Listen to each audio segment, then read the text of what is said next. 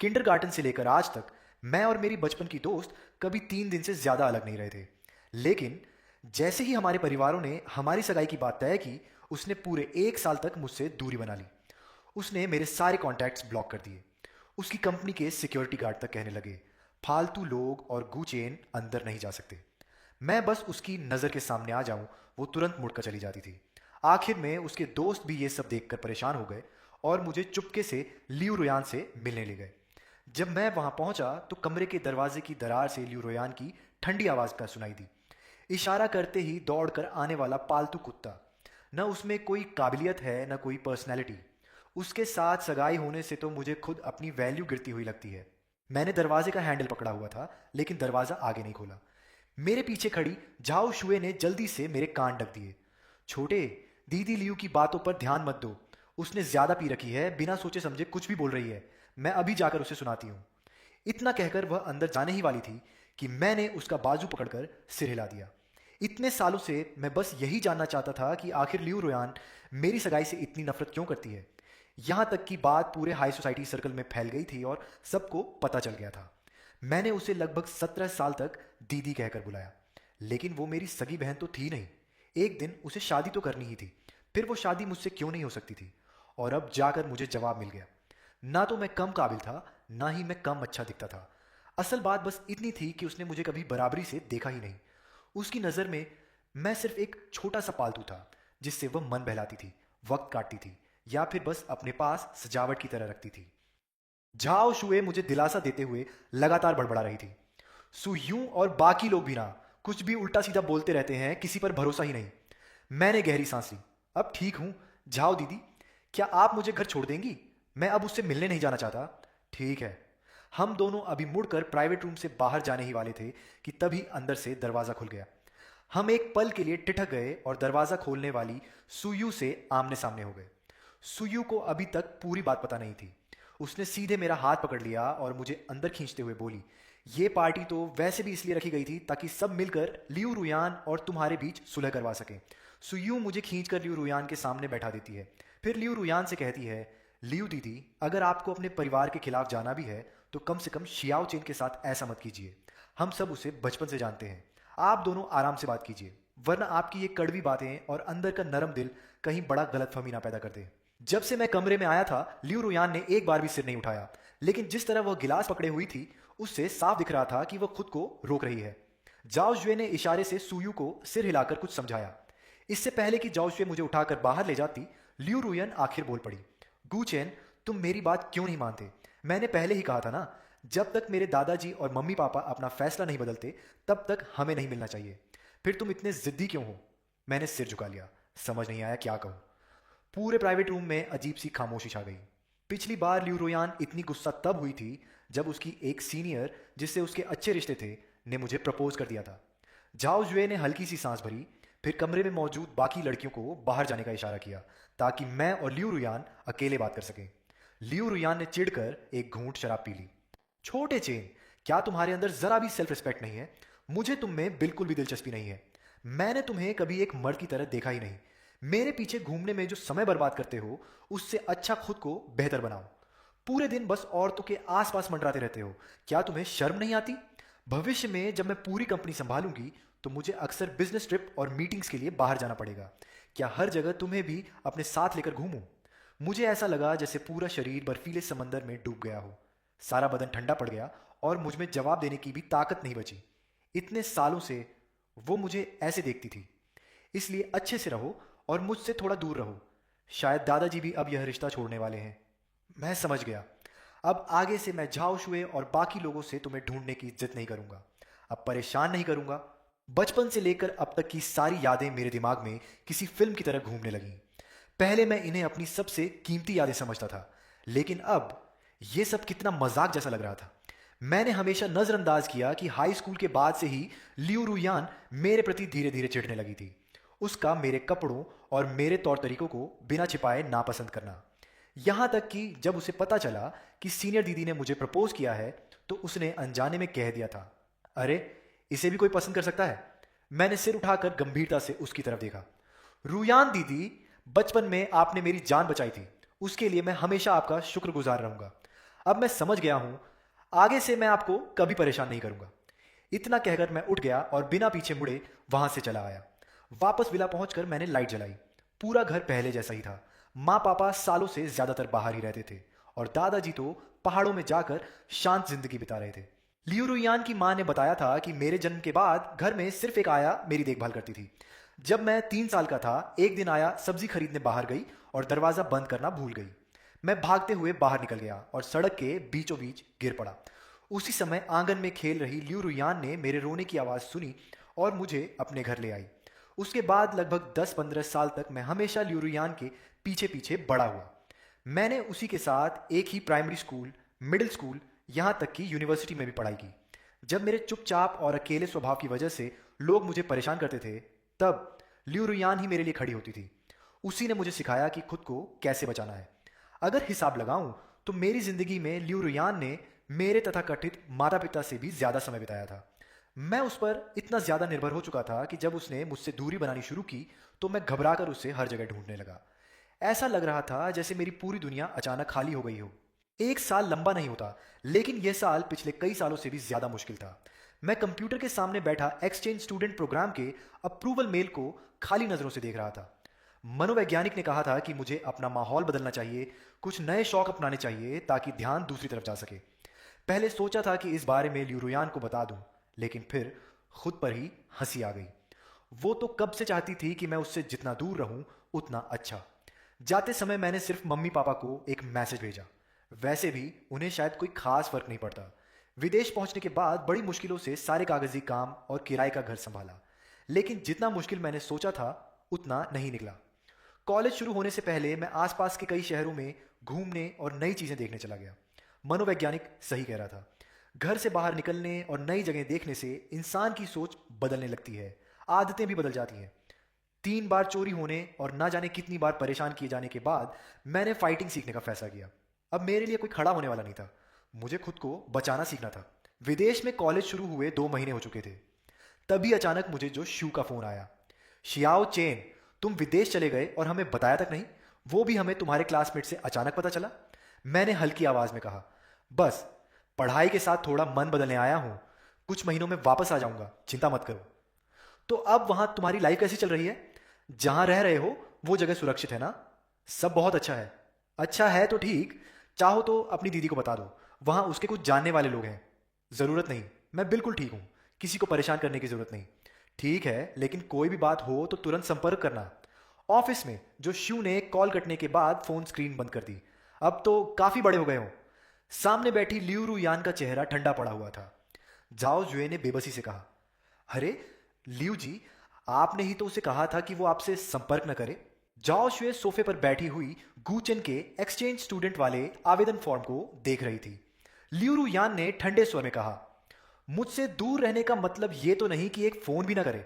जाओ जुए ने तुरंत आंखें घुमाई। अरे मेरी महारानी, जरा अपना ब्लैकलिस्ट तो देखो। उस वक्त खुद आपने कहा था कि अगर दिखावा करना है तो पूरा असली लगना चाहिए, और सीधे उसे ब्लॉक कर दिया। अब बताओ वो तुमसे कैसे संपर्क करता? अगर मेरी जगह होता तो मैं भी तुम्हें इग्नोर करती। जाओ जुए ल्यूरू यान की बचपन की दोस्त थी। उसने गूचेन को भी बचपन से बड़ा होते देखा था, इसलिए गूजिया के हालात के बारे में भी काफी कुछ जानती थी। बचपन से ही उसे न पिता का प्यार मिला न माँ का। वह वैसे भी कम बोलने वाला इंसान था, लेकिन न जाने क्यों सिर्फ ल्यूरू यान के पीछे ही घूमता रहता था। और दूसरी तरफ ल्यूरू यान के मन में उसके लिए कभी वैसा प्रेम नहीं था। अब जब लड़का सच में दूर चला गया था तो वही ल्यूरू यान बाहर से सख्त बनने की कोशिश कर रही थी, जबकि अंदर ही अंदर उसे उसकी चिंता खाई जा रही थी। जो करना है करो, जितना ड्रामा करना है करो। जाओ जुए के जाने के बाद ल्यूरू यान ने थके हुए अंदाज में अपनी कनपटियां दबाईं। उसके सीने में एक अजीब सी बेचैनी अटक गई थी, न निगली जा रही थी न बाहर निकल रही थी।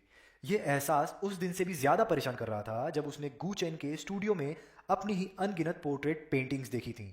दोनों परिवारों के दादाओं ने मिलकर उस पर दबाव डाला कि वह गूचन के साथ सगाई कर ले, लेकिन शाओचेन अभी सिर्फ 3rd ईयर में था, कभी प्यार तक नहीं किया था। ऐसा बच्चा आखिर क्या समझता? लियूरू यान फोन की स्क्रीन स्क्रॉल करती रही। कुछ देर हिचकिचाने के बाद उसने दी दी अश्न वाले कॉन्टैक्ट को ब्लैकलिस्ट से बाहर निकाला। फिर इंटरकॉम पर सेक्रेटरी जी को अंदर बुलाया। सेक्रेटरी जी के होंठों पर एक पल के लिए संतोष भरी मुस्कान आई, लेकिन उसने तुरंत उसे छिपा लिया। लगता है मेरी बताई हुई सख्त रवैये वाली शिक्षा काम कर रही है। गूशव ये को बचपन से किसी ने ठीक से संभाला नहीं। गलती करता था तो कोई टोकने वाला भी नहीं था। अब देखिए, कॉलेज के तीसरे साल में पहुंच गया है, फिर भी पूरा दिन बस आपके पीछे पीछे घूमता रहता है। ऐसे में उसका भविष्य क्या होगा? जिस लड़के की अपनी कोई पहचान या सोच ही ना हो, अगर आप उसे सख्ती से बात नहीं करेंगी तो वो कभी खुद खड़ा होना नहीं सीखेगा, हमेशा दूसरों पर निर्भर रह जाएगा। सेक्रेटरी जी मुस्कुराते हुए बोली, और फिर ये जरूरी तो नहीं कि विदेश जाकर यंग मास्टर गू में कोई खास बदलाव आ जाए। हो सकता है वो बस उपन्यासों वाले तरीके सीख रहा हो, थोड़ा दूरी बनाकर ध्यान खींचने वाला खेल। लेकिन दूरी भी कंट्रोल में रखनी चाहिए। लियू रुयेन कुछ सोच में पड़ गई। लेकिन वो तो कभी घर से इतनी दूर गया ही नहीं, सेक्रेटरी जी ने बेफिक्र अंदाज में कहा। गूस साहब अब कॉलेज के तीसरे साल में हैं, ऐसा क्या है जो उन्हें नहीं आता होगा? मैं तो हाई स्कूल खत्म करते ही अकेले अनजान शहर में पढ़ने चली गई थी। इतनी भी मुश्किल नहीं होती चीजें, लड़कों को इतना संभाल संभाल कर पालने की जरूरत नहीं होती। लियू रुयेन ने दोबारा सोचा तो बात गलत भी नहीं लगी। शायद श्याओ चेन ने जिंदगी में बहुत कम लड़कियां देखी थीं, इसलिए उसने अपने लगाव और पारिवारिक स्नेह को प्यार समझ लिया था। शायद अब समय आ गया था कि वह बाहर जाकर खुद दुनिया देखे और अपने दम पर आगे बढ़ना सीखे। उसने तुरंत सेक्रेटरी जी से विदेश जाने वाली फ्लाइट कैंसिल करने को कहा और फिर दोबारा कंपनी के काम में लग गई। उधर दूसरी तरफ कोच को हल्का सा इशारा करने के बाद उसने बंदूक नीचे रख दी, कलाई घुमाकर आराम किया। इस बार उसकी शूटिंग पिछली बार से काफी बेहतर रही थी। मैंने चुपचाप अपना सामान समेटा और दिमाग को खाली करने की कोशिश की। दोपहर में अभी फाइटिंग क्लास थी और रात को भी जल्दी वापस जाना था, नहीं तो फिर उस परेशान करने वाले पड़ोसी से सामना हो जाता। मैं जैसे ही दरवाजे तक पहुंचा, सामने से एक बेहद खूबसूरत एशियाई महिला आती दिखी। मैंने सिर झुकाकर रास्ता देने की कोशिश की, लेकिन वह सीधे मेरे सामने आकर रुक गई। माफ कीजिए, क्या आप गू चेन हैं? उसकी मंदारिन बेहद फ्लुएंट थी। जी हाँ, लेकिन आप? मैंने हैरानी से सिर उठाकर पूछा। उस महिला के पूरे व्यक्तित्व में एक अलग ही आत्मविश्वास और ठहराव था। सबसे खास बात, उसकी आंखें गहरे नीले रंग की थीं। वह मेरा नाम बाय निंगबिंग है, मैं लियू रुयान की दोस्त हूँ। उसने मुझसे कहा कि तुम अकेले यहाँ पढ़ाई करने आए हो, इसलिए वह थोड़ा चिंतित है। उसने कहा कि मैं तुम्हारा ध्यान रखूं। वह हल्की मुस्कान के साथ आगे बोली, जिस अपार्टमेंट में तुम रह रहे हो वहां की सुरक्षा ज्यादा अच्छी नहीं है। मैंने तुम्हारे लिए दूसरी रहने की जगह अरेंज कर दी है। अगर चाहो तो पहले लियो रुयान से फोन पर बात भी कर सकते हो। बाई निंगबिंग ने दिल बनाने वाला इशारा किया। हम दोनों बगल वाले कैफे में जाकर बैठ गए। उसने अपना फोन निकाला, किसी को कॉल मिलाई। फोन जुड़ने के बाद उसने थोड़ी देर हालचाल पूछा, फिर मोबाइल मेरी तरफ बढ़ा दिया। Shao Chen Bai Ningbing Bai family से है। उनका लियू फैमिली के साथ थोड़ा बिजनेस संबंध है। रहने की जगह वो तुम्हारे लिए अरेंज कर देगी और रोजमर्रा की किसी भी चीज के लिए तुम उससे पूछ सकते हो। मैंने खुद को संभाला। वह जानी पहचानी आवाज सुनकर ऐसा लगा जैसे मैं फिर उस समय में लौट गया हूं जब लियू रुयान मुझसे दूर भागना शुरू नहीं हुई थी। शायद वक्त की वजह से, शायद इतनी दूरी की वजह से, या शायद पूरे एक साल खुद को उससे दूर रखने का असर था। मुझे वैसा दर्द महसूस नहीं हुआ जैसा मैंने सोचा था। ठीक है, समझ गया, धन्यवाद। फोन के दूसरी तरफ कुछ पल के लिए चुप्पी छा गई। फिर उसने दोबारा कहा, लेकिन किसी कमजोर इंसान की तरह उस पर निर्भर मत हो जाना। थोड़ा खुद से जीना सीखो और अपने अंदर कुछ सुधार लाओ। समझ गया। कॉल खत्म होने के बाद मैंने फोन दोनों हाथों से वापस बाइनिंग बिंग को दे दिया और चुपचाप उसके साथ कार में बैठ गया। चूंकि वह बिजनेस पार्टनर थी तो तय था कि लियू रोयान ने उसे मेरे बारे में कुछ जिम्मेदारी या फायदा दिया होगा। विदेश में अपनी सुरक्षा के लिए मैं बेवजह जिद नहीं करना चाहता था। कार में बैठते ही बाई निंगबिंग ने सीधे फोन किया और लोगों को मेरा सामान पैक करने का आदेश दिया। उसके बाद वह मुझे एक चीनी रेस्टोरेंट में खाना खिलाने ले गई। 1 घंटे बाद ड्राइवर ने गाड़ी सीधे एक बड़े से एस्टेट के अंदर पहुंचा दी। कू साहब आइए। धन्यवाद मिस बाई। गाड़ी से उतरते ही मैंने देखा कि बटलर और कई नौकर पहले से इंतजार कर रहे थे। बाई निंगबिंग ने इशारा किया कि मैं उसके साथ अंदर चलूं। तुम मुझे मिस कहकर बुलाने की जरूरत नहीं है। तुम्हारे विदेश जाने से पहले जब तुम 7 साल के थे, हम लियू परिवार में कई बार मिले थे। मैंने हैरानी से सिर उठाकर उसकी तरफ देखा। वह हल्का मुस्कुराई। उस समय तुम और लियू रूयान लुका छिपी खेल रहे थे। दौड़ते हुए तुम सीधे आकर मेरी टांग से टकरा गए थे, फिर जमीन पर बैठकर जोर जोर से रोने लगे थे। बाइनिंग बिंग को उस समय की बात बहुत अच्छे से याद थी।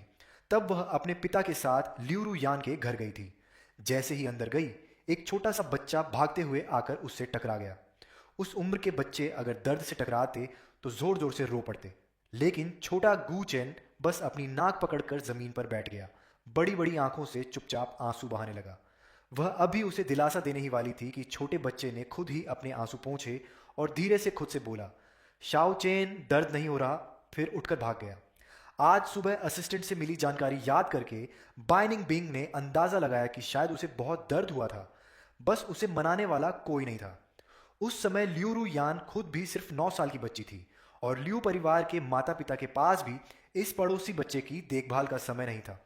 तब बाइनिंग बिंग ने मन ही मन सोचा था कि अगर इस बच्चे का कोई नहीं है तो क्यों ना उसे अपने साथ विदेश ले जाकर खुद पाले। किसने सोचा था कि 10 साल से भी ज्यादा समय बाद बचपन की वही इच्छा सच हो जाएगी। पता ही नहीं चला और हम दूसरी मंजिल तक पहुंच गए। एक खुला हुआ कमरा था जहां एक महिला और 2-3 नौकर मेरे सामान को व्यवस्थित कर रहे थे। हमें देखकर वह महिला बाहर आई और मुस्कुराकर बोली, बाय मैम, गू साहब, आपने तो कहा था कि इन्हें साउथ वाले फ्लैट में रखना है, फिर अचानक आपके एस्टेट में क्यों ले आए? यह सुनकर मैंने भी सिर उठाकर बाइनिंग बिंग की तरफ देखा। वह थोड़ा असहज होकर अपनी नाक छूते हुए बोली, उधर मेरी कजिन कुछ दिनों के लिए रहने आने वाली है, इसलिए फिलहाल गू साहब को यहीं रखना पड़ेगा। ठीक है। इसके बाद के दिन काफ़ी शांतिपूर्ण बीते। बाइनिंग बिंग ने तीसरी मंजिल के स्टडी रूम में मेरे लिए एक छोटा सा आर्ट स्टूडियो भी बनवा दिया। जब मेरी क्लास नहीं होती तो मैं वहीं बैठकर पेंटिंग करता था। बाइनिंग बिंग भी अक्सर उसी स्टडी में काम करती रहती। कभी कभी वह मेरे पास आकर बैठ जाती, मेरी पेंटिंग्स देखती और मजाक में कहती, मैं अभी से तुम्हारी पेंटिंग संभाल कर रख रही हूँ, क्या पता भविष्य में किसी बड़े मास्टर की कलाकृतियां बन जाए। जब मैंने शूटिंग और फाइटिंग सीखनी शुरू की तब उसने खुद आगे बढ़कर मेरी कोच बनने की जिद की। मेरे कपड़े हमेशा सिंपल स्पोर्ट्स स्टाइल के होते थे, तो उसने सीधे बड़े लग्जरी ब्रांड से मेरे लिए ढेर सारे मैचिंग आउटफिट्स भिजवा दिए। उसकी पसंद सच में बहुत अच्छी थी। मुझे खुद भी नहीं पता था कि मैं इतने स्टाइलिश और हैंडसम लग सकता हूँ। मुझे लगा था कि मेरी जिंदगी ऐसे ही शांत तरीके से चलती रहेगी। लेकिन एक दिन मुझे एहसास हुआ कि पूरे एस्टेट का माहौल कुछ अलग है। तभी बटलर ने आकर मेरे कमरे का दरवाज़ा खटखटाया। गू साहब, एस्टेट की पूरी सफाई और बड़ा काम होने वाला है, इसीलिए आपको कुछ दिनों के लिए होटल में रहना होगा। ड्राइवर और नौकर भी आपके साथ रहेंगे। आपकी रोज़मर्रा की जिंदगी पर कोई असर नहीं पड़ेगा। मैंने उंगलियों से दरवाजे के फ्रेम को हल्के से खुरचा। कुछ पल हिचकिचाने के बाद आखिर पूछ ही लिया, तो क्या दीदी बाई भी होटल में रहेंगी? उस पल मेरा दिल अचानक भारी हो गया। ना जाने क्यों यह सब मुझे बहुत जाना पहचाना सा लग रहा था। क्या बाइनिंग बिंग भी अब मुझसे परेशान हो गई थी, जबकि मुझे यहां रहते हुए अभी सिर्फ 3 महीने ही हुए थे। मैडम को बिजनेस ट्रिप पर जाना है, उनके लौटने के बाद वो खुद आकर आपको वापस ले जाएंगी। मैंने हाथ कसकर भींच लिया, दिल में उठ रही कसक को दबाया और धीरे से कहा, ठीक है, कब निकलना है? अभी भी जा सकते हैं, मैं कपड़े बदल कर आता हूं। दरवाजा बंद करते ही मैं खुद पर हल्का सा हंस पड़ा। कुछ नया तो था नहीं, ये पहली बार थोड़ी था। इन 3 महीनों में बाय निंगबिंग के साथ बिताए समय को याद करते हुए कई बार मुझे लगता था जैसे मुझे अपने जैसा कोई इंसान मिल गया हो। उसकी कुछ आदतन हरकतें, छोटी छोटी ऑब्सेसिव आदतें और मेरे कहे हर शब्द को जिस तरह वो समझता था। लेकिन छोड़ो, शायद सच में उसे कोई ज़रूरी काम होगा। मैं बैकपैक लेकर नीचे उतरा। पूरे मेंशन में अब लगभग सारे नौकर जा चुके थे, सिर्फ बटलर और ड्राइवर बाहर मेरा इंतजार कर रहे थे। अचानक मेरे दिमाग में अजीब सा ख्याल आया, कहीं बाइनिंग बिंग दिवालिया तो नहीं हो गया। मैं खुद ही अपनी सोच पर हंस पड़ा, लेकिन हंसते हंसते पानी गलत जगह अटक गया और खांसी छूट गई। मैंने बटलर को हाथ से इशारा किया और तुरंत मुड़कर किचन में पानी लेने भाग गया। अब तक भी मुझे इस हवेली की पूरी तरह आदत नहीं हुई थी। जगह इतनी भी बड़ी नहीं थी, लेकिन छोटी भी नहीं। पानी पीकर लौटते समय मैं एक आधा खुला कमरा पार कर रहा था, तभी अंदर से कांच टूटने की हल्की आवाज आई। मैं ठिठक गया। अभी तो कहा गया था कि सब लोग जा चुके हैं, तो फिर अंदर कौन है? क्या बायजू बिंग ने कोई पालतू जानवर रखा है या फिर कोई इंसान? जिज्ञासा सच में मुसीबत बुला लेती है। मैं वापस रसोई में गया, वहां से एक चाकू उठा लाया और फिर उस आधे खुले दरवाजे को धीरे से धक्का देकर खोला। दरवाजे के पीछे नीचे जाती सीढ़ियां थीं। ये बेसमेंट है क्या? सीढ़ियों के किनारे लगी लाइटें जल रही थीं और दीवारों पर खूबसूरत भित्ति चित्र बने हुए थे। मैंने एक हाथ में मोबाइल और दूसरे में चाकू पकड़ा, फिर धीरे धीरे नीचे उतरने लगा। नीचे जाकर एक और दरवाजा दिखाई दिया। मैंने सोचा यहीं रुक जाना चाहिए, अगर अंदर कोई खतरा हुआ तो। मैं मुड़कर जाने ही वाला था कि तभी अंदर से एक जानी पहचानी आवाज में सुनाई दी। भले ही वो सिर्फ दबा हुआ कराहने जैसा स्वर था, लेकिन मैं तुरंत पहचान गया, वो बायजू बिंग की आवाज थी। मैंने मुड़कर दरवाजा खोल दिया। अंदर जमीन पर टूटा बिखरा बैठा इंसान सच में वही था। फर्श पर रेड वाइन की बोतल के टूटे हुए टुकड़े फैले पड़े थे। बाय जू बिंग के दाहिने हाथ में कांच का एक टुकड़ा कसकर पकड़ा हुआ था और बायां हाथ दीवार पर मुक्के मारने की वजह से बुरी तरह लहूलुहान हो चुका था। उस पल मेरे सामने दो ही विकल्प थे, दरवाजा बंद करके भाग जाऊं या फिर बेवजह की दया दिखाऊं। आखिरकार मैं दरवाजे के पास ही खड़ा होकर बोल पड़ा, बाय जू बिंग, तुम ठीक हो? जमीन पर बैठा उसका शरीर अचानक जड़ हो गया। पूरा बदन तन गया, जैसे उसे उम्मीद ही नहीं थी कि कोई उसे बात करेगा। फिर उसने मुड़कर दरवाजे पर खड़े मुझे देखा। शाओ चेन, तुम यहां तक कैसे पहुंचे? क्या बटलर तुम्हें लेकर नहीं गया? बायजू बिंग ने हमेशा की तरह एक नरम मुस्कान खींची। अगर उसके कांपते हुए बाएं हाथ को नजरअंदाज कर दिया जाए तो वह बिल्कुल सामान्य लग रहा था। मैं कई मिनट तक उलझा खड़ा रहा। अब तो मुझे खुद पछतावा होने लगा था कि मैंने उसे आवाज क्यों दी। तो मैं पहले चला जाता हूं, तुम्हें परेशान नहीं करूंगा। हाथ की चोट का ध्यान रखना, इलाज करवा लेना। मैं दरवाजा बंद करने ही वाला था कि अचानक औरत की धीमी सी विनती सुनाई दी, मत जाओ, मैं तुम्हें नुकसान नहीं पहुंचाऊंगी, डरो मत। बस बुरे सपनों की वजह से नींद नहीं आ रही? श्याओ चेन, क्या तुम थोड़ी देर मेरे साथ रह सकते हो? मैं बेसमेंट से बाहर आया तो देखा कि बटलर अभी भी दरवाजे पर खड़ा था। कू साहब, अब आपका क्या इरादा है? मैं उसकी देखभाल करूंगा। अभी वाइट दीदी ने आपको फोन किया होगा। जी गू साहब, मिस बाई को कोई डरावनी बीमारी नहीं है, बस उनकी माँ की बरसी करीब आ रही है, इसलिए उनके मन पर पुराना साया फिर से लौट आया है। मैं मेडिकल बॉक्स लेकर दोबारा बेसमेंट में गया, उसे सहारा देकर बिस्तर पर बैठाया और उसके घावों पर पट्टी बांधने लगा। तुम पूछोगे नहीं? पूछूंगा नहीं, लेकिन अगर तुम कहना चाहो तो मैं सुन सकता हूं। कुछ नहीं, ठीक है। उसके बाद 3 दिन तक सब कुछ ऐसे चलता रहा जैसे कुछ हुआ ही ना हो, लेकिन मेरे और बाई निंगबिंग के बीच एक हल्का सा अनकहा एहसास पैदा हो गया था। शाओ चेन, क्या तुम मेरी एक मदद कर सकते हो? बाई निंगबिंग मेरे पास बैठी थी, होठों पर हल्की मुस्कान ली। बिल्कुल कर सकता हूं। बाई निंगबिंग ने भौहें उठाई। मैंने अभी ये तो बताया ही नहीं कि कैसी मदद। बाई दीदी जैसी हैसियत और दौलत वाली इंसान को मैं कोई चीज दिलाने में मदद नहीं कर सकता। मेरे ज्यादा सोशल कॉन्टैक्ट्स भी नहीं है, इसलिए किसी से मिलवाने वाली बात भी नहीं हो सकती। तो फिर बस मैं खुद ही थोड़ा काम का हूं। या तो पेंटिंग बनवानी होगी या फिर आपको किसी मौके पर मेरे साथ जाना होगा। मैंने कंधे उचकाए। ज्यादा संभावना यही थी कि वह चाहती थी मैं उसके मेल पार्टनर की तरह किसी इवेंट में साथ चलूं। काफी स्मार्ट हो, वह मुस्कुराई। मैं तुम्हें अपनी मौसी मैडम ग्वार्दी के डिनर पार्टी में इनवाइट करना चाहती हूँ। मेरी मौसी को हमेशा मुझे अपने जान पहचान वाले रईस घरानों के लड़कों से मिलवाने का बड़ा शौक था। हर बार उनके हाथों से बचकर निकलना मेरे लिए काफी मुश्किल हो जाता था। पहले मेरे आसपास कोई ऐसा पुरुष नहीं था जिससे मेरी खास नजदीकी हो, लेकिन अब तुम आ गए हो तो बिल्कुल सही मौका मिल गया। मैंने बिना झिझक तुरंत हामी भर दी। हालांकि बचपन से मुझे किसी ने खास तौर पर संभाला या सिखाया नहीं था, लेकिन पैसों और सुविधाओं की कभी कमी नहीं रही। इसीलिए जो भी सीखना जरूरी था वो मैंने खुद लोगों को ढूंढ कर सीख लिया था। उसी दिन सुबह बाई निंगबिंग खुद मेरे कमरे में सूट लेकर आई। पूरा डिजाइन बेहद शाही और दमदार था। कपड़े बदलने के बाद स्टाइलिस्ट ने उसी सूट के हिसाब से मेरे बाल भी सेट किए। मैं दूसरी मंजिल पर खड़ा था। आवाज सुनकर बाई निंगबिंग ने सोफे से सिर उठाया। जैसे ही उसकी नजर मुझ पर पड़ी, उसकी गहरी आंखें हल्का सा फैल गईं। उसने बिना कोई परवाह किए अपनी हैरानी और मेरे लिए तारीफ भरी नजरें साफ जाहिर कर दी।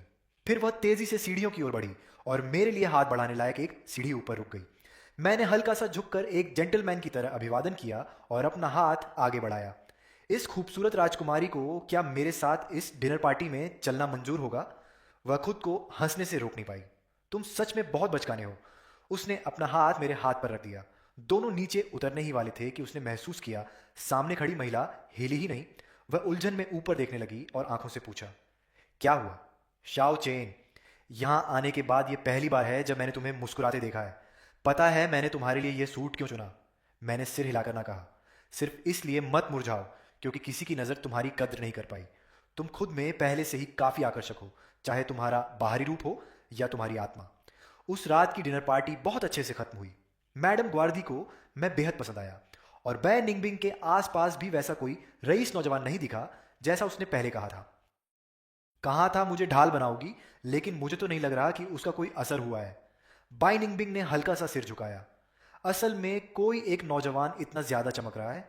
मैंने सिर उठाकर उनकी नरम आंखों में देखा। शांत, लेकिन उस शांति के भीतर जैसे उफनती हुई भावनाएं छिपी थीं। इन कुछ महीनों में मुझे भी महसूस होने लगा था कि उनका मेरे प्रति रवैया अलग है।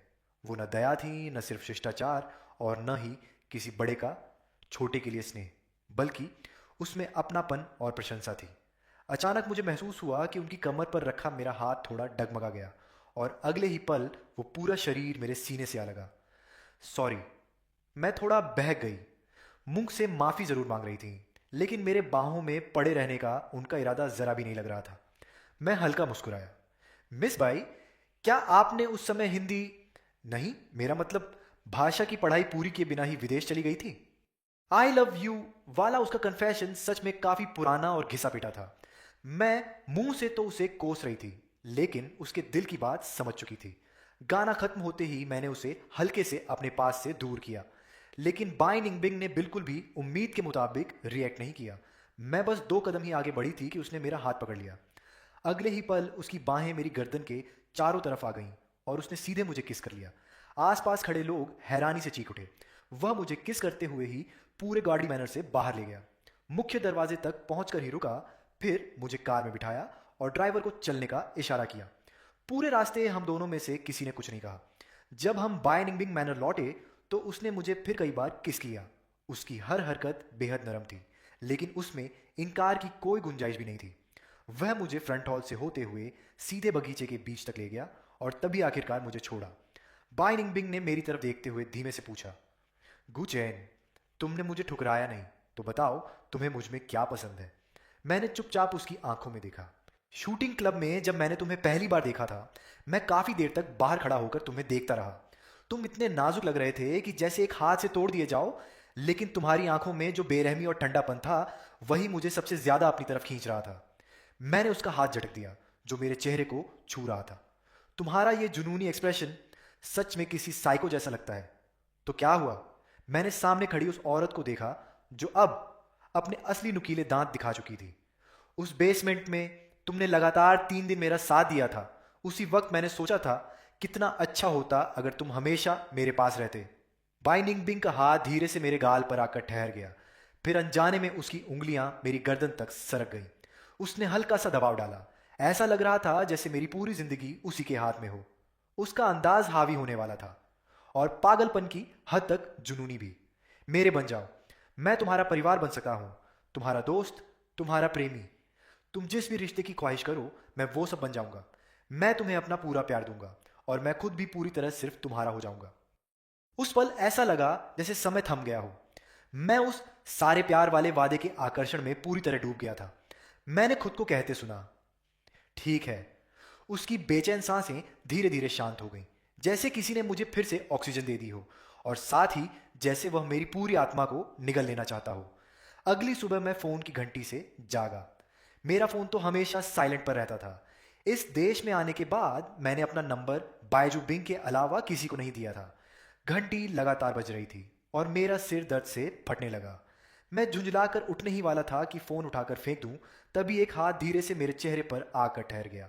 वह हल्के हल्के मुझे शांत करने लगा, जिससे मैंने अपने होंठों को दांतों से काटना छोड़ दिया। मेरे कानों में बायजू बिंग की धीमी आवाज गूंजी, कुछ नहीं, मेरा फोन है। यह कहकर उसने फोन उठाया, स्क्रीन पर नजर डाली। न उसने कॉल काटी, न रिसीव की। मैंने आंखें खोली। बायजू बिंग अभी भी मेरे सीने से लगा हुआ था। मैंने ऊपर देखा तो उसने हल्की मुस्कान के साथ भौहें उठाई। ल्यूरू यन है, उठाऊं? उस औरत ने झुककर मेरे होंठों पर हल्का सा किस किया। मैंने आंखें घुमाई और हाथ बढ़ाकर कहा, फोन मुझे दो। बाई निंगबिंग ने कहा, सुना है कल तुम शाओ चेन को डांस पार्टी में लेकर गए थे। सच में उसका ख्याल रखने के लिए धन्यवाद। वो ऐसे मौकों का आदी नहीं है। उसने तुम्हें कोई परेशानी तो नहीं दी? मैं हल्का सा खांस कर बोला। मैंने निंगबिंग को कोई परेशानी नहीं दी, बल्कि उसकी हर बात मानी। इतनी मानी कि एक ही बिस्तर तक पहुंच गए। मन ही मन मैंने कल रात वाली खुद की हालत को कोसा, जब उस औरत की बातों में पूरी तरह बह गया था। बाय निंगबिंग मुस्कुराई। शाओ चेन, सुबह जल्दी उठने की आदत अच्छी है, इसे बनाए रखना। शायद लियू रुयान को लगा कि हम दोनों पहले ही उठकर नाश्ता कर चुके हैं, इसलिए मैंने भी कुछ समझाने की जरूरत नहीं समझी। ठीक है दीदी। कुछ देर बेकार की हल्की फुल्की बातें करने के बाद लियू रुयान ने फोन काट दिया। उधर लियू रुयान अपने कुछ दोस्तों के साथ गोल्फ कोर्स में खड़ी थी। फांग परिवार की छोटी बेटी बड़े गर्व से बोली, देखा, मैंने कहा था ना, कल मेरी बहन मैडम गोल्डी की डिनर पार्टी में गई थी और उसने एक नज़र में ही पहचान लिया कि वो लड़का लियो दीदी के घर वाला गू दीदी है। लियो रुयान ने फ़ोन की कॉल स्क्रीन को देखते हुए गहरी और समझ न आने वाली नज़रों से देखा। कोई फ़ोटो है? हाँ, है ना। मेरी दीदी ने मुझे भेजी थी। वो छोटे भाई ने देश में रहते हुए कभी इतना स्टाइलिश ड्रेसअप नहीं किया। कहीं ऐसा तो नहीं कि तुम उसकी बड़ी बहन बनकर उसे ऐसे कपड़े पहनने ही नहीं देती थी? फांग में अभी भी बेफिक्री से मजाक कर रही थी, लेकिन कुछ सूखी हंसी के बाद उसे माहौल का अजीबपन महसूस हुआ। फोटो मुझे दिखाओ। लियो रुयान की आवाज़ पूरी तरह ठंडी हो चुकी थी। ठीक है। जैसे ही फांग मेई ने चैट खोली, लियो रुयान ने तुरंत फोन छीन लिया। फांग परिवार की बड़ी बेटी ने 10 से ज्यादा तस्वीरें भेजी थीं। कुछ में गू चेन और बाई निंगबिंग हाथों में हाथ डालकर हॉल में एंट्री कर रहे थे। कुछ में दोनों डांस फ्लोर पर साथ नाच रहे थे और कुछ में बाई निंगबिंग ने गू चेन को दीवार के कोने में रोक रखा था, फिर उसे किस करके वहां से चला गया था। साथ ही फांग परिवार की बड़ी बेटी ने कुछ मैसेज भी भेजे थे। छोटी बहन देखना, ये दोनों पक्का रिलेशनशिप में है ना। माँ तो कह रही थी कि जाकर उससे मिलो भी, लेकिन पता चला कि वो तो पहले से ही किसी का हो चुका है। सच कहूं तो गू परिवार का छोटा बेटा बहुत ही हैंडसम है। ये सुनते ही लियू रुयान का चेहरा और भी काला पड़ने लगा, जबकि फांग में ही लगातार बोलती जा रही थी, दीदी जरा धीरे फोन पकड़ो, अभी टूट जाएगा। उसने जल्दी से अपना फोन उसके हाथों से छुड़ाया। जाओ जुए ने भी फोटो देखी और हल्की सांस लेकर लियू रुयन को समझाने की कोशिश की। छोटा चेन सूट पहनकर सच में काफी अच्छा लग रहा है। अब तो वो पार्टी में भी आने लगा है, मतलब पहले से बेहतर हो रहा है। लेकिन लियू रुयान ने झटके से उसके कंधे पर रखा हाथ हटा दिया और दांत बींचकर बोली, बाय निंगबिन, मुझे नहीं पता था कि तुम ऐसे इंसान हो। बाय निंगबिन के साथ रहने के बाद मुझे अचानक लगने लगा कि पूरी दुनिया ही बदल गई है। रिश्ता तय होने के अगले ही दिन उसने अपनी सारी संपत्ति ट्रांसफर करने वाले कागज मेरे हाथ में दे दिए। उसने अपने नाम की सारी प्रॉपर्टी, यहाँ तक कि जिस हवेली में हम रहते थे, वो भी मेरे नाम कर दी और विदेश व देश में उसकी ज्यादातर कंपनियां भी मेरे हवाले कर दी। क्या तुम पागल हो गए हो? स्टडी रूम में बाइनिंग बिंग मेरी गोद में बैठी थी और ढेर सारे प्रॉपर्टी ट्रांसफर के कागज पलट रही थी। नहीं, मतलब अगर मैंने तुम्हारे साथ रहने के लिए हाँ ही नहीं की होती, अभी हमारी शादी भी नहीं हुई। अगर मैं सारे पैसे लेकर भाग जाता तो। मैंने हैरानी से आंखें बड़ी कर ली और पीछे मुड़कर उस औरत को देखा जो मुझे बेहद प्यार भरी मुस्कान से देख रही थी। हाँ, मैं सच में पागल हूं, एक बड़ा पागल जो एक छोटे पागल के साथ है, बिल्कुल मेड फॉर ईच अदर। और जान, जब तुम ऐसे हैरान होते हो ना, बिल्कुल छोटे बिल्ली के बच्चे जैसे लगते हो, बहुत प्यारे। अब सोचती हूं तुम्हें और क्या गिफ्ट दूं। मैंने तुरंत उसका मुंह ढक दिया। इतनी बड़ी उम्र में भी प्यार में डूबी हुई ये औरत कितनी ज्यादा चीजी बातें करती है। खैर, अपनी चुनी हुई औरत है तो प्यार भी खुद ही करना पड़ेगा। शाओ चेन, अब से ये जगह हमारा घर है। बाई निंगबिंग ने अपना सिर मेरी गर्दन में छिपा लिया। मैं स्टडी रूम में फैलती धूप को देख रहा था। हवा में एक मीठी सी खुशबू घुली हुई थी। मैंने गहरी सांस ली और उस एहसास को अपने अंदर भर लिया। हाँ, मैं आज तक कभी इतना खुश नहीं रहा। अब हमारा भी एक घर है। हम दोनों अभी अपनी छोटी सी दुनिया की खुशी में खोए हुए थे कि तभी मेरा फोन बज उठा। पिछली बार जब बाई निंगबिंग को पता चला था कि मुझे रिंगटोन से डर लगता है, तब उसने मेरे सारे फोन की रिंगटोन बदलकर अपनी गुनगुनाई हुई धुन लगा दी थी। सच कहूं तो उसकी आवाज मुझे बेहद सुकून देती थी। मैंने फोन उठाकर देखा, वीचैट कॉल थी। कॉल करने वाली मां थी। कोई बात नहीं, उठाओ। बाई निंगबिंग पीछे से मेरे कानों को हल्के से चूमते हुए बोली। मैंने खुद को संभाला और कॉल रिसीव कर ली। गू चेन, तुम वापस देश कब आ रहे हो? अभी 5 महीने बाकी हैं। लियू परिवार के दादाजी अगले हफ्ते जन्मदिन की दावत रख रहे हैं। तुम वापस आकर उसमें शामिल हो जाना। ठीक है। क्या तुम्हारा लियू रुयान से झगड़ा हुआ है? नहीं। तो फिर उसने मुझे फोन क्यों किया? ऐसी बेकार बातों के लिए आगे से मुझे परेशान मत करना। ठीक है। कटे हुए फोन को देखते हुए मैं काफी देर तक खोया रहा। बाय निंगबिन, लगता है अब मुझे दुख नहीं होता। अब तो मैं ये भी नहीं जानना चाहता कि वो मुझसे नफरत क्यों करती है। बाई निंगबिन ने मुझे अपनी तरफ घुमाया, धीरे से मेरे बालों को सहलाया और फिर मेरे माथे पर एक हल्का सा चुंबन रखा। अच्छा बच्चा। मैंने अपना माथा छुआ, लेकिन आंसू अचानक काबू से बाहर हो गए। मैं सीधे उसकी बाहों में जा गिरा और फूट फूट कर रोने लगा। रो लो, सब बाहर निकाल दो। अब तुम्हें आगे कभी कोई तकलीफ नहीं सहनी पड़ेगी। मैं और बाई निंगबिन दादाजी लियू के जन्मदिन से एक दिन पहले वापस लौटे। मैं उसे मैं उसे अपने साथ गू परिवार की विला में ले आया। मेरे स्टूडियो में लगी पेंटिंग्स देखकर बाइनिंग बिन पूरी रात जलती रही। आखिर मुझे उसे मनाने के लिए वादा करना पड़ा कि आगे से मैं उसके लिए और भी ज्यादा पेंटिंग्स बनाऊंगा। जब बाइनिंग बिन मेरा हाथ थामकर मुझे भोज हॉल में लेकर पहुंचा, तब तक वहां काफी लोग आ चुके थे।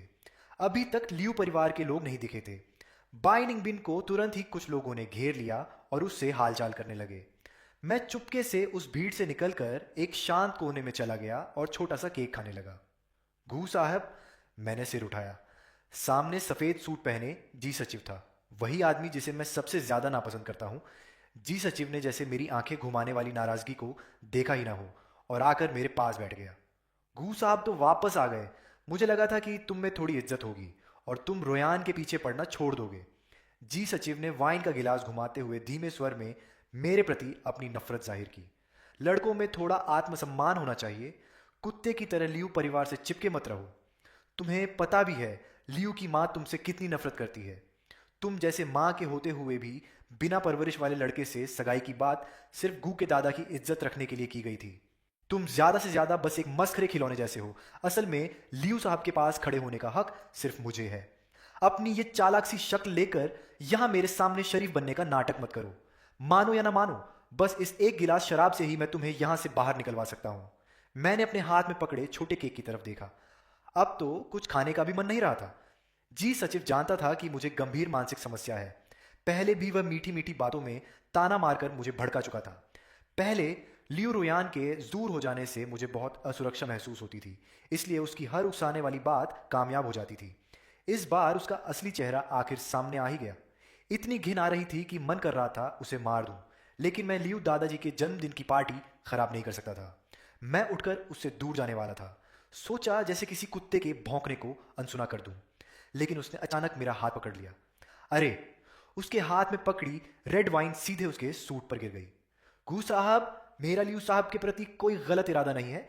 आपको लियू साहब के आसपास के हर आदमी से दुश्मनी रखने की जरूरत नहीं है। जी सचिव की आवाज अचानक ऊंची हो गई, जिससे हॉल में मौजूद ज्यादातर लोगों का ध्यान उधर चला गया। मुझे कुछ आभास हुआ तो मैं पीछे मुड़ा, और सच ही लियू रोयान अपने दादाजी को सहारा देकर कमरे से बाहर ला रही थी, और उनके पीछे लियू माँ भी थी। लियू रोयान ने भौहें सिकोड़ी और जी सचिव के सूट पर एक नजर डाली। गुचेन, तुम फिर क्या तमाशा कर रहे हो? लियू माँ ने भी नापसंदगी भरे चेहरे के साथ कहा। श्याओ चेन, आज तुम्हारे लियू दादाजी का जन्मदिन है। तुम अभी श्याओ यान के मंगेतर भी नहीं हो। ऐसे बर्ताव नहीं कर सकते। मैंने तुम्हें क्या सिखाया था? हर जगह जलन दिखाना और बेवजह झगड़ना, यह बहुत छोटी सोच है। लियू दादाजी ने भी भौहें चढ़ाई और अपनी छड़ी जोर से जमीन पर 2-3 बार ठोकी। गू लड़के, तुम अभी घर जाओ और अपने व्यवहार पर सोचो। मुझे तुम्हारे दादा की जगह तुम्हें सबक सिखाना पड़ेगा। ये क्या हो रहा है? क्या ये सब मेरे साथ कोई सस्ती टीवी ड्रामा की एक्टिंग कर रहे हैं? नहीं, मैं इन लोगों की बातों से सच में हैरान था। श्याओ चैन! बाइनिंग बिन तुरंत हॉल के दूसरी तरफ से दौड़कर आई। उसका चेहरा गुस्से से सख्त हो गया था। मैंने जल्दी से उसका हाथ पकड़कर हल्का सा हिलाया। कुछ नहीं, मैं खुद संभाल लूंगा। जी सचिव बनावटी उदासी के साथ जाकर लियू रोयान के पीछे खड़ा हो गया। लियू माँ ने उसका हाथ पकड़कर थपथपाया, जैसे उसे दिलासा दे रही हो। कभी कभी इंसान इतना बेबस हो जाता है कि हंसी आ जाती है। मैंने उनकी बातों और आरोपों को नजरअंदाज किया और आराम से अपने बैग से एक वॉइस रिकॉर्डर निकाला, उसे चालू किया और आवाज पूरी तेज कर दी।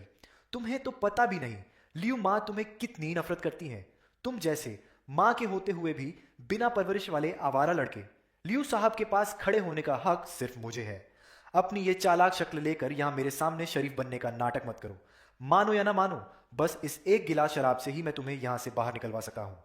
एक पल में ही पूरा बैंक्वेट हॉल इतना शांत हो गया कि सुई गिरने की आवाज भी सुनी जा सकती थी।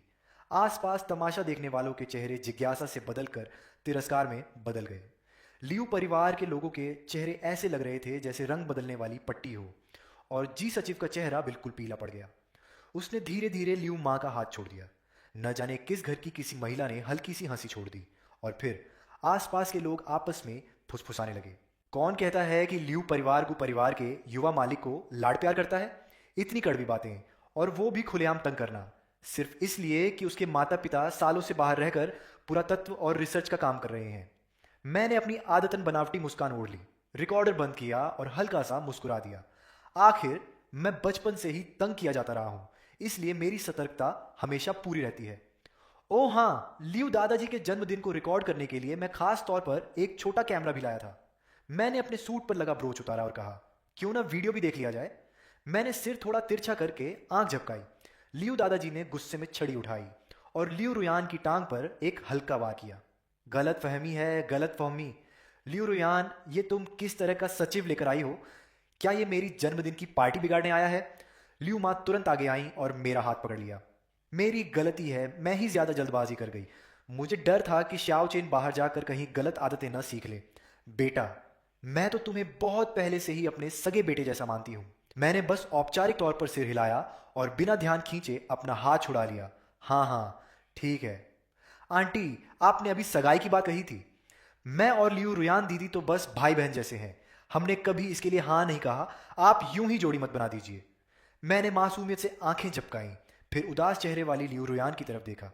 है ना रुयान दीदी, आपका ये ग्रीन टी सचिव तो बड़ा ही खतरनाक है। अगर मैं रिकॉर्डर न लाता तो आप सब मिलकर मुझे ही दोषी ठहरा देते। अभी सगाई भी नहीं हुई और इतनी चालें, ये तो बहुत छोटी सोच है। मैंने ताना मारते हुए ये सब कहा। सामने खड़े लोग चुप हो गए। कोई कुछ नहीं बोला। सीधे साधे इंसान का भी एक दिन सब्र टूट ही जाता है। मैंने हल्की सी ठंडी हंसी छोड़ी और मुड़कर उस महिला का हाथ पकड़ लिया जो मुझे प्यार भरी नजर से देख रही थी। जान, क्या मैंने कुछ गलत किया? लियू आंटी और लियू दादाजी मुझे इतना नापसंद क्यों करते हैं? मैं तो सोच रहा था कि आज उन्हें अपनी गर्लफ्रेंड से मिलवाऊं। मैंने बाई निंगबिंग को अपनी बाहों में खींच लिया और उसके गाल पर हल्का सा चुंबन दिया। चलो, हम इन लोगों से थोड़ा दूर चलते हैं। ठीक है। बाई निंगबिंग ने सिर उठाया, अपनी मुस्कान समेट ली और लियू दादाजी की ओर देखा। जब यहां हमारा स्वागत नहीं है तो मैं और श्याओ चेन अब ज्यादा देर नहीं रुकेंगे। हम चलते हैं। लियू परिवार के जवाब देने का इंतजार किए बिना उसने मुझे थामकर बाहर की ओर ले जाना शुरू कर दिया। श्याओ चेन, रुको जरा। आखिरकार लियू रुयान ने आवाज दी, जैसे मुझे रोकना चाहती हो। लेकिन मैं और बाई निंगबिंग एक दूसरे को देखकर मुस्कुरा दिए और बिना रुके आगे बढ़ते रहे। घर लौटकर जैसे ही हम अंदर आए, बाई निंगबिंग ने मुझे दरवाजे से सटा दिया। वह जैसे एक भूखी शेरनी की तरह मेरे होठों पर टूट पड़ी, बेचैनी से मुझे चूमने लगी। मेरा दिमाग बिल्कुल खाली हो गया। मैं बस उसके उमड़ते प्यार को महसूस कर रहा था। काफी देर बाद वह धीरे धीरे अलग हुई, लेकिन फिर भी बार बार मुझे चूमती रही। शाओ चेन, तुम्हें पता है तुम कितने हैंडसम हो? जब तुम गुस्से में किसी छोटे शरारती कुत्ते की तरह लगते हो, तब भी इतने आकर्षक कैसे लगते हो? क्या तुमने मुझ पर कोई जादू कर दिया है? मैं शर्म से लाल होकर उसे हल्का सा धक्का देकर अलग हुआ। शायद इसलिए कि वह चीनी इटालियन मिक्स है। जब वह गंभीर होती है तो एकदम क्लासिक एलिगेंट दीदी जैसी लगती है, लेकिन जब प्यार में डूब जाती है तो उसकी दीवानगी थोड़ी डराने वाली हद तक जोशीली हो जाती है। और मुझे यही सबसे ज्यादा पसंद है। मुझे हमेशा से ऐसे खुलेआम जताए जाने वाले प्यार की चाह थी। मैंने बाई निंगबिंग की कमर पकड़ ली और उसके सीने में चेहरा छुपा लिया। शायद इसलिए कि तुम मेरे पीछे हो, मैं इतना हिम्मती बन पाता हूं। अब से जो भी मुझे परेशान करेगा, मैं उसे काट लूंगा। वह मोहक अंदाज में मुस्कुराई और मुझे और कसकर गले लगा लिया। ठीक है, अगर तुम नहीं काट पाए तो मैं तुम्हारी तरफ से काट लूंगी। अगले दिन जब मेरी आंख खुली तब दोपहर हो चुकी थी। मैं उनींदा सा उठकर फ्रेश हुआ और नीचे आया तो देखा बाई निंगबिंग एप्रन पहनकर किचन में खाना बना रही थी। मैं उसे ध्यान से खाना बनाते और सब्जियां काटते देखता रहा, फिर पीछे से जाकर उसकी कमर पकड़ ली। नींद पूरी हो गई, बस अभी खाना तैयार हो जाएगा। मैं अभी झुककर देख ही रहा था कि वह क्या बना रही है, तभी दरवाजे की घंटी बज उठी। मैं रसोई से दौड़कर दरवाजे पर गया और दरवाजा खोला। सामने लियू रुयान थी। मैंने हल्के से दरवाजा बंद किया और मुड़कर उसकी आंखों में देखा। कल की बात के लिए सॉरी। लियू रुयान की आवाज भारी थी। ध्यान से देखा तो उसकी आंखों के नीचे हल्के काले घेरे भी थे। मैं तो ये नहीं कहने वाला कि कोई बात नहीं। यहां एक कहावत बिल्कुल सही बैठती है, अगर माफी से सब ठीक हो जाता तो पुलिस की क्या जरूरत होती। और कुछ काम है, मुझे वापस जाकर खाना खाना है। कल तुम और बाई निंगबिन क्या सिर्फ मुझे जलाने के लिए थे? हमारे बीच की बातों में किसी तीसरे को मत लाओ। और बाई दीदी रोज बहुत व्यस्त रहती हैं, उन्हें बार बार परेशान मत किया करो। मैंने उसकी आंखों में देखते हुए साफ साफ कहा, नहीं, ये सब तुम्हें जलाने के लिए नहीं था। बाई निंगबिन मेरी गर्लफ्रेंड है, वो कोई बाहरी नहीं, मेरे अपने लोगों में से है। लियू रुयान कुछ पल के लिए स्तब्ध रह गई, फिर उसने अविश्वास में अपनी आंखें बड़ी कर लीं और उसकी आवाज भी ऊंची हो गई। तुम और बाई निंगबिन तुम्हें पता भी है तुम क्या कर रहे हो? वो मुझसे भी 3 साल बड़ी है। मैंने कंधे उचकाए। हाँ, तो मुझसे 6 साल बड़ी ही तो है, कोई 10-20 साल थोड़ी ना है। इतना एज गैप तो बिल्कुल नॉर्मल है, और वो मुझे बच्चा भी नहीं समझती। लियू रुयान अभी भी मानने को तैयार नहीं थी। उसने भौहें सिकोड़ ली और मेरा हाथ पकड़कर खींच लिया। नहीं, ये नहीं हो सकता। मैंने जोर से हाथ छुड़ाने की कोशिश की, लेकिन छुड़ा नहीं पाया। तुम मुझे भड़काने की कोशिश मत करो, छोड़ो मेरा हाथ। तुम्हें पता भी है उसका परिवार कैसा है, बिल्कुल नॉर्मल नहीं है। बाई निंगबिन की माँ कंट्रोल फ्रीक है। वो चाहती थी कि उसके पिता हर वक्त उसके साथ चिपके रहे। आखिर में उसके पिता ने आत्महत्या कर ली। एक पल पहले नीचे खड़े होकर बाई निंगबिन से बात कर रहे थे, और अगले ही पल उसके सामने मर गए। उसकी माँ जैसी है, वो खुद भी वैसा ही है, कंट्रोल करने वाला। तुम्हें अंदाजा भी है उसके तरीके कितने खतरनाक हैं। जिसने भी विदेश में उसे धोखा दिया, उसका अंजाम कितना डरावना हुआ। तुम इतनी हिम्मत कैसे कर सकते हो? लियू रुयान की आंखें लाल हो गई थीं। उसने मेरे कंधों को दोनों हाथों से पकड़कर मुझे झकझोरना शुरू कर दिया। मैं बस सिर झुकाकर हल्का सा हंस दिया। मुझे पता है, पहली बार उसे देखते ही मुझे ये एहसास हो गया था। लियू रुयान जैसे मेरी बात समझ ही नहीं पा रही थी। शुरुआत में वह मेरे लिए हर फैसला खुद करता था। दिन में क्या खाना है, बाहर क्या पहनना है, समय कैसे बांटना है, सब कुछ उसने बड़े परफेक्ट तरीके से तय किया हुआ था। बाद में तो हाल ये हो गया कि मैं किससे मिल रहा हूँ, रात को कितने बजे घर लौटता हूँ, सब कुछ उसे बताना पड़ता था। लेकिन क्या यही तो मैं नहीं चाहता था? एक तरफ कंट्रोल करने वाला इंसान, और दूसरी तरफ मुंह जैसा जरूरत से ज्यादा निर्भर रहने वाला, जैसे एक दूसरे के लिए ही बने हों।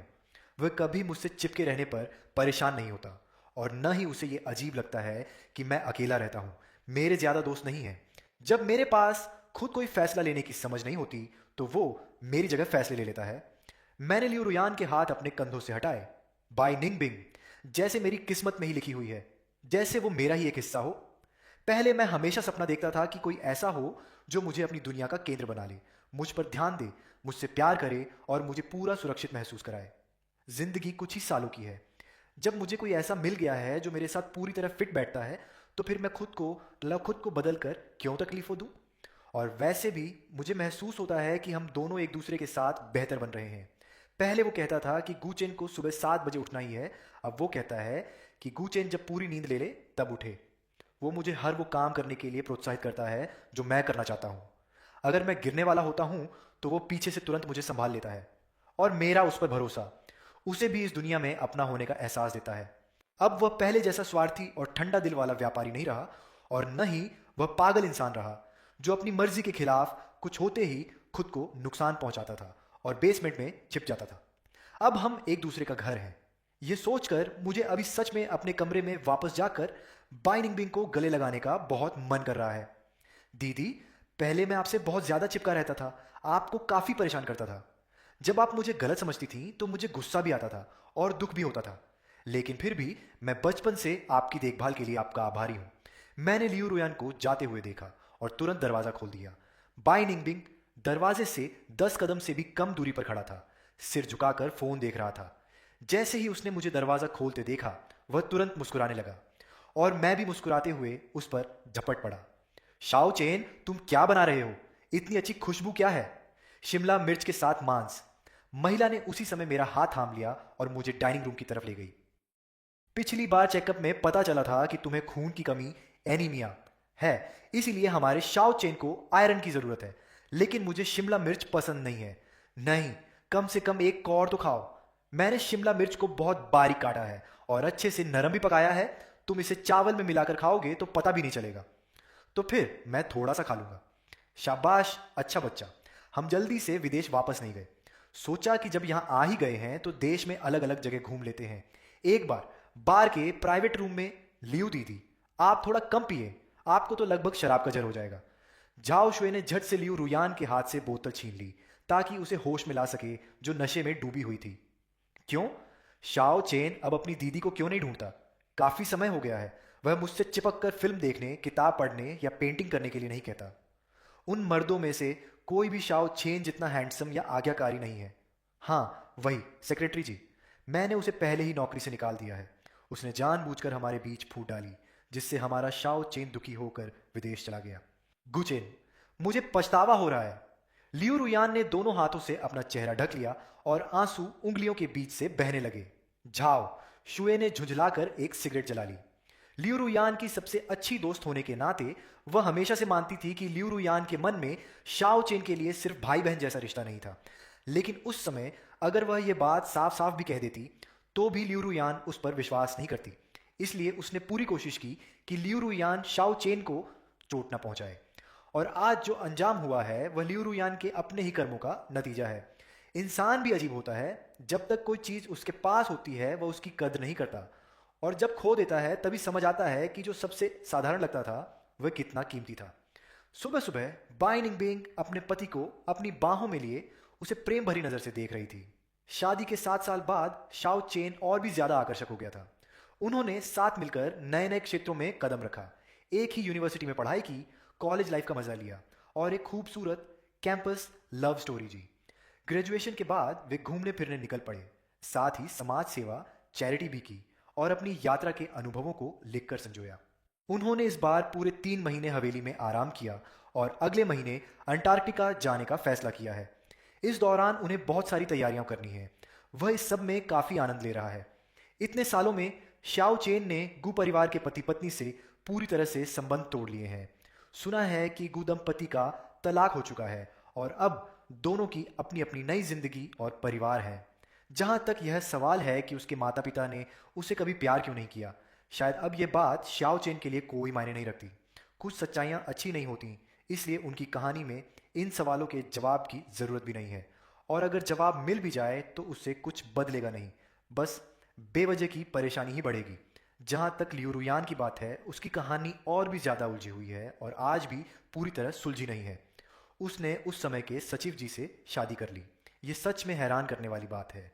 उस समय सचिव जी ने लियू रुयान के नशे में होने का फ़ायदा उठाकर उसे दवा दे दी थी।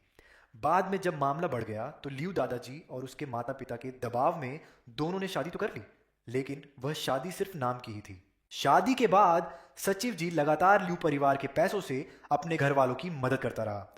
बाद में लियू परिवार को पता चला कि ली बोदा के 3 छोटे भाई भी हैं। वे लोग खुद को लियू साहब के रिश्तेदार बताकर लियू कंपनी में दखल देने लगे और पूरा माहौल खराब कर दिया। लेकिन तब तक लियू परिवार को चाहे जितना पछतावा हो, बहुत देर हो चुकी थी। सुना है कि अब तलाक की नौबत आ गई है। सचिव जी बहुत बड़ी रकम की मांग कर रहा है और किसी भी तरह लियू कंपनी का आधा हिस्सा हड़पने पर तुला हुआ है। लियू की मां को कहीं से शाओ चेन का नया नंबर मिल गया, लेकिन कॉल बाई निंगबिंग ने उठाया। उसे शाओ चेन की तरफ से सोशल मामलों को संभालने की पूरी अनुमति है, इसलिए कोई भी उनके जीवन में दखल नहीं दे सकता। ये सोचते हुए बाई निंगबिंग ने समय देखा। शाओ चेन के उठने का समय होने वाला था। आज वे बाहर नाश्ता करने जाने वाले थे। बाई निंगबिंग ने झुककर मेरे माथे पर हल्का सा चुंबन दिया। नई सुबह मुबारक हो मेरे दूसरे आधे।